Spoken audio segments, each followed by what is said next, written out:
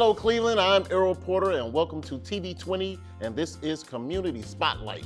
Of course, we love to showcase our movers and shakers here in our hometown, and I have some very special guests. The Queens of Bomba Tea are joining us today here in TV 20 Studios. Piping Hot Grill. Have Angela Sharpley, mom, and Stesia Rollins, daughter, mom and daughter duo that decided to jump out there on their own and start their own business. Piping Hot Grill is the name of it. That sounds like some taste bud delights for me. I can't wait to get over there. So tell us a little bit first about the restaurant, what kind of food you serve. Well, Piping Hot Grill is an award-winning seafood restaurant. We have a signature recipe, and we are a household name in our community. Okay. Now you say award-winning. People come in and actually taste that food, and next thing you know, you're getting something in the mail, a certificate, or how does that work? We've done a number of high-profile competitions, and we have been in business for a while. We've been nominated for Best New Business, Best Minority-Owned Business. So yeah, we're multi-award winning. All right, that's a lot of hard work it takes to get to something like that. So how did you become entrepreneurs? I am a master hairstylist by trade. I was in the beauty industry for 20 years. And when I had my daughter, as she grew a little older, I put her in schools for arts. And I just wanted to be there doing her performances. And I always had a desire to open a restaurant. So we partnered, we put our money together. She wanted a flat screen TV. She had $1,200. I needed it to open a restaurant. So I made her an offer she couldn't refuse. And she gave me her $1,200. We launched Piping Hot Grill in 2010 in Cleveland Heights. Now, how tough was that for you to give up $1,200? You know, you're a kid, and you're like, $1,200, that's a lot of money. I want a flat screen TV. How did she talk you into that? When she asked, she didn't talk me into it. She just asked. And she said, do you want to open a restaurant or do you want a flat screen TV? And I said, I want to open a restaurant, Mommy. And so we opened together, and we've always been best friends. So I was really excited about it, and I never regretted it. Even till this day, I didn't regret it. I still got that flat screen TV. Eventually, I did. Right, girl. I hope some of our other young people out there can make decisions like Stesia right here. You know? So becoming an entrepreneur, you're stepping out, you already have some background in beauty business. How did that transition over to My background was not only in beauty business. My first job, I was delivered the papers when I was 12. But as an adult, my first job was for McDonald's Corporation. Actually, not for corporate, but Caesar Burks. I worked for McDonald's on 105 in St. Clair for a couple of years. And what I learned most, I took away from that was their system. They had a system. No matter where you opened a Big Mac box, it looked like a Big Mac. And that I translated to my restaurant. Dealing with a crowd, working with people, training, I was able to use that. As a master hairstylist, what I was able to take away from that was the discipline, to stay focused, and the discipline. When you're an entrepreneur, if you're going to be successful, you have to be disciplined. Right.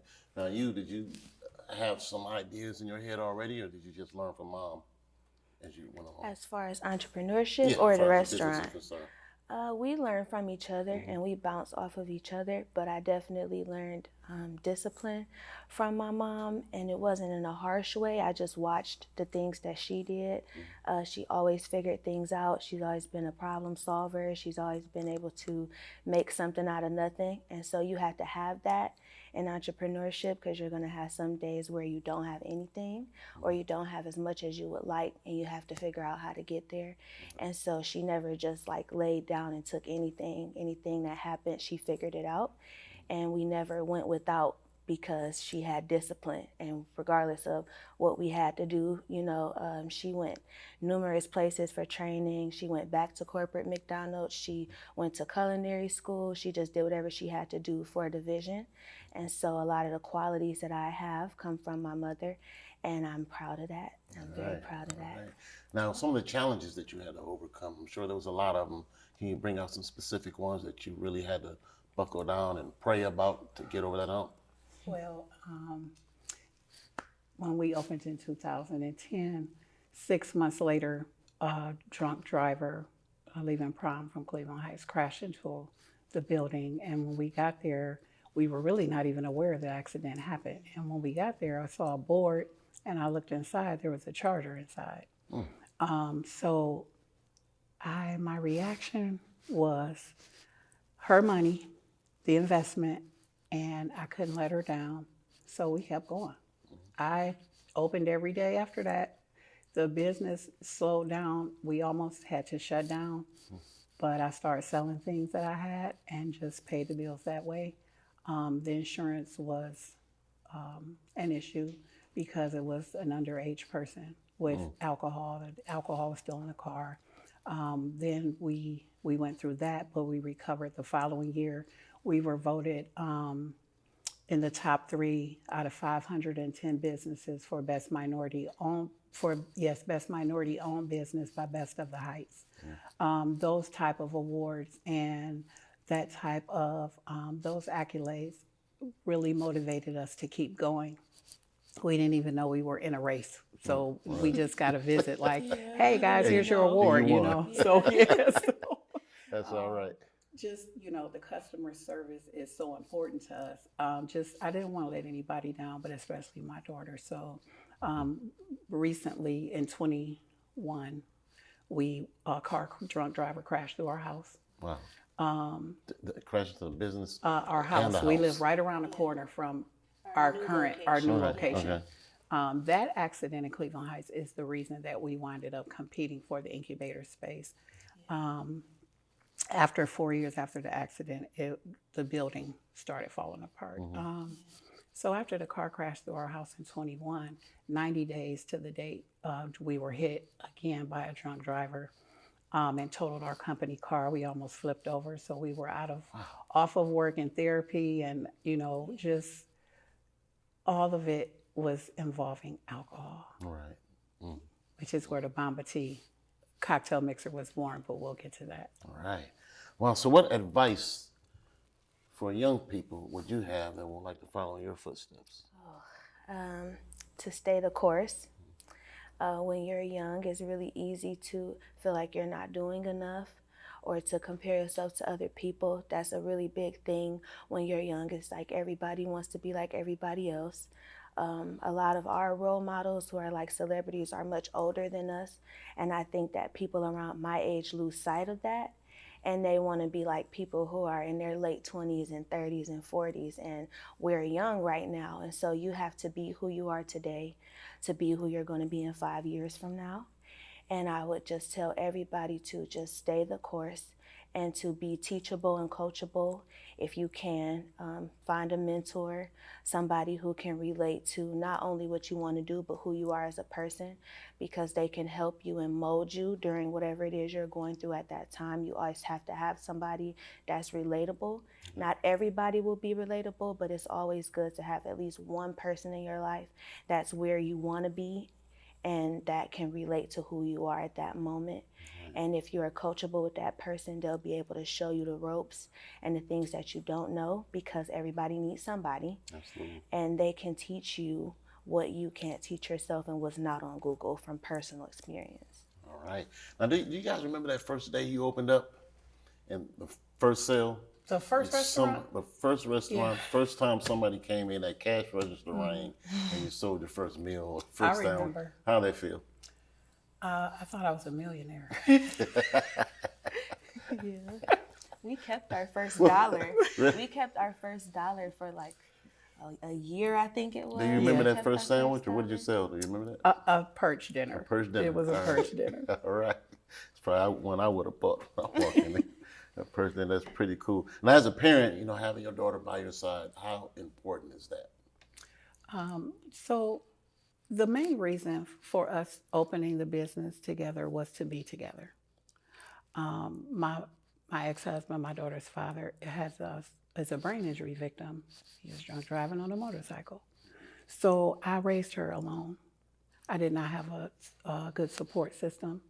And I realized that the love was the most important thing. But I was able to train her the way that I wanted her to be trained. I was able to get to know her because we spent so much time together. And it's just like if you have a few children, they're not all the same. And so I needed to know who she was so I would know how to raise her, how to train her, and how to love her. And I was able to teach her how to stay focused, how to recognize destiny helpers, and how to decide her life for herself according to the will of God. Right, absolutely. That's great stuff. Now, there's a lot of places around town where you can get help. Like you said, most of the times it seems like you're all in a competition, so you're always needing an extra boost. How does our city, our economic development department, reached out to them? How have they helped you guys do what you're able to do? So my original conversation with the economic development department was probably 8 years ago. I was going to partner with the Cleveland Police. He was our landlord. We were going to open a restaurant together. This was after the first one closed. And I reached out to the economic development department. And the initial conversation, he was so kind and accepting of my dream. Even though we did not partner, I always had that in my heart. Like, I'm not alone. We're not alone. So after the car crash and then the competition came up for the incubator space, I couldn't believe it, first of all, that our mayor was doing something like that so big for Black businesses. We are redlined a lot, and we are in need of support. And when I competed, we won. We advanced. It was 3 ways to compete, and each time we advanced to the next stage. Wow. So we were out of money, and the city of Cleveland, they paid for the equipment, almost all of the equipment. They put the businesses together. We were allowed to pick our decor, and they partnered us with the individuals that work for the economic development department. And it was like we became a family. Wow. And that is really what we needed. And even now they are supporting our venture as we expand nationally. That is all nationally. So where are we going with this outside of the city? Oh. We didn't know other people were getting a taste of our good stuff here. So where are you guys headed now? Our signature tea, our Bomba tea, which was our first drink in our drink line, the pineapple mint, and our cocktail mixer has recently partnered with Meijer retail chain. So we'll be going into Meijer. We are on an e-commerce platform called Flourish, founded by Steve Canal, and he is in an MBA group. They just partnered with Shopify, and it's all for Black brands. We are on that platform, which is a national platform, and we have a recent partnership with Amazon. Right. So we will be on Amazon Prime. We were selected by Navigator Lighthouse Foundation, which is a brokerage firm, and they put together a foundation to help people like us. They trained us for the national retail stores. They trained us for, pitching, how to get your product in front of buyers, just the whole 9, everything you need to know. We trained with them for 2 years. 2 years. And we're still connected with them. Yeah, we just were on their new cohort webinar yesterday, and we're very grateful for them because we learned a lot of really valuable aspects of our industry that we didn't even know about before. And we are redlined as well when it comes to stores. And especially, it's not even just about being a minority, but we're also women. So she's a 3-time minority and I'm a 2-time minority. So it's that along with being a new brand, and you have all these giants that are in the store that have been in the store for hundreds of years, 50 years, even 20 years, people that are leaders in the industry, and that's who they keep on the shelf. So for you to get on the shelf, that's really major, and they taught us how to do that. For our listening audience out there, redlining, what would that mean specifically to our listening audience? Redlining is when it can be your race, it can be nationality, it can be gender, sexual identity. It's when those factors impact what you would normally have if you weren't one of those factors. Gotcha. So it's when, like, if it's a group of people who are white and you may be Black, or a group of Black people and you may be white, just whatever sets you apart from what the majority is, and you're not able to get what the majority can get because you're not the majority. All right. So you need those extra tools to kind of knock those doors down also, It's right? very hard to move the red line. It's very hard. We don't have access to a lot of capital that, the majority do. We don't have, with the whole Black Lives Matter movement, a lot of things did change. But once it wasn't popular anymore, it became difficult again for Black people and just brown people in general to have access to the same things that white people have access to. And that's why we need our city and economic development and just everyone that can help us. There are a lot of people who are the majority that have helped us, and that's beautiful to see, but that's what redlining is. All right, now Myers, where can I find Myers stores? A store? We have Brandon a new stores? store open at Meyer Fairfax. Okay. We'll be opening Cleveland Clinic. And what kind of store is Myers? If you can compare it to another. So this particular store is a market. What they are doing, they have set up new stores all over the country that are targeting particular areas, and they're naming this market after whatever area they're going into. So our first Meyer location will be the Meyer Fairfax location on 105 and Cedar. All right, okay, all right.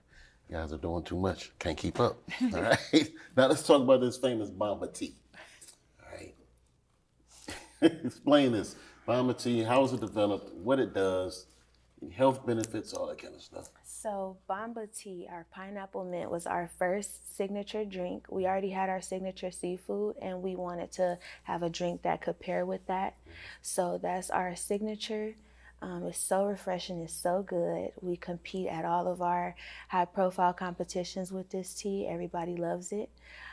Is it a warm tea or a cold? It's cold. It's Cold iced tea. Okay. But it is good warm. I've had it warm before. A few times when I've been sick, I've had it warm, and it's just as good. It's really good, and it's smooth. Our next, product. Our next product is our cocktail mixer. It came from our tea. They're both tea at the base. Our cocktail mixer is a concentrated formula, and it fights or aids in the effects of alcohol. So the symptoms and the side effects of alcohol. It's packed with antioxidants, vitamins. It's just really good. It's a hangover drink. It's a hangover drink. Right. It is. Okay. Our tea, our ready to drink, is all natural sugars, no added sugar or sweeteners or anything. It's about 9 grams of sugar, so it's low in sugar content. And it's just, you get all of the benefits without having to sacrifice the taste. I also wanted to add that we are doing multiple flavors. And we will have a ready to drink that matches also the cocktail mixer. So for instance, our next flavor is going to be ginger peach. Then ginger helps the function of the liver. So we are targeting ingredients that will assist the body that will adverse effects from alcohol. All right, your face is going to be on the bottle? No. What about mine? Use my face on the bottle? We'll put your face on. Okay. Thank you. Your dimples. Yeah, the dimple. Just one dimple on the bottle. That'll make some sales. Okay. Now, all this going on, there's a lot going on. Now you're diving into some national stuff. You have the local stuff going on. How do you juggle all of that? Is this the only thing you guys do? You doing any other work besides the restaurant business, or did you have to dive all in? Oh, it's a lot. It's a lot to handle. So we flew to Chicago last year, and we competed in a pitch competition in Chicago with Founders First. Stesia brought home the gold. She did the pitch, 3 minutes, she was done. All right. And she won the Audience Choice Award. And with that came coaching from Founders First. And one of the things that she recommended was that we split, because we used to travel together, pick up inventory together. We did everything together. She said, you two need to separate. It was the best advice we have had in a long time. I didn't either. Because I didn't know that she was equipped with so many talents, and she is our administrative everything, our tech everything. She makes all our videos. She won't let me write an email, but that's another story. She handles that. And I run the restaurant. And sometimes I'm not there because We do have things that we have to take care of, the trainings or whatever when it comes to the tea. But our goal, we work so hard because we would like to, our philanthropy to be open schools for single mothers and train them in cosmetology, hospitality, culinary arts, and entrepreneurship at the cost. The restaurant will, and the tea will take care of the cost. So it's like a skills center. It's like a skills center, and one of the biggest perks of it is that we want to create a campus-like feel for them and provide a housing for them so that they can keep their children. There are a lot of women that are single mothers that want to go to school and advance their lives for them and their children, and they can't take them with them. And we know how beneficial it was for her to be with me, and so we want to provide that for other single mothers. All right. That sounds like, is that the end goal right there? Yeah. All of That's this our will end culminate goal. into that's our charity. so you all can help some Yeah. people. That is totally awesome, man. Some last advice you want to give? I just want to thank the city of Cleveland. Mayor Bibb hired us to do one of his Labor Day events. We barbecued some hot dogs for the community, and it's those things that really support us emotionally as well. And I just want to thank the Director of Economic Development, their staff, and the city of Cleveland, all of you, for supporting us and funding our programs. Going national, we're gonna be on the shelf next to Coca-Cola. And it takes a lot of funding, and I thank the Economic Development Department for stepping in. Right. Stesia? What's your advice? I gave advice. You want to give some? I'll go after you. Okay, my advice is pretty much close to what she already said. Follow your dreams. Make sure you have what the people want. And we test our product. We take it to events and sit on a table next to Coke, and we watch the people not pick up the Coke. Wow. And they take the tea. They get into argument at the end. It's the same everywhere we go. Who's going to get the last gallon? And so then test your product. Test it with people. Make sure you are offering something that the consumers want. Once you pass that test, surround yourself with destiny helpers, people who want to help you. Don't waste your time with those that don't, and don't waste your time on efforts that is not supporting your dream. Gotcha. One piece of advice that I do want to give is to be confident in what you have. If you know that it's a winner, to be confident in it. It's very easy to assume the worst and assume that it's not going to work, or it's not going to be successful, or they're going to choose somebody else's product over yours. It could be any industry. It's very easy to feel that way. I noticed that in the moments that I wasn't confident, you could tell in my performance, you could tell in my results. And when I finally said, well, I know that it's a winner, and I know that I'm doing my best, and so I'm just going to be confident and market it and sell it. When you sell it, people buy it. So you had to sell it. All right, that's Piping Hot Grill. Where are you located? People can 1400 East 105th, Cleveland, Ohio, 44106. Our phone number is 216-795-5250. And that's at the beautiful The Glenvillage Incubator. Glenvillage Incubator. Yes. Thank you so much for joining us. Thank you. I'm excited. I know we're going to be seeing both of you on the cover of Forbes magazine very soon. All right, that's got to be an end goal too. Thank you so much, and we thank you to the city of Cleveland and our community, our economic community development department, for helping people like you succeed, and that's what we want to keep doing here in our city. So I'm so proud of you. Once again, thank you, and I know you guys are inspired out there too to probably jump out of there and start your own business now also. Take after these guys, all right? And if you can dream it, believe it, and do it. I'm Errol Porter. This is TV 20, and this has been Community Spotlight.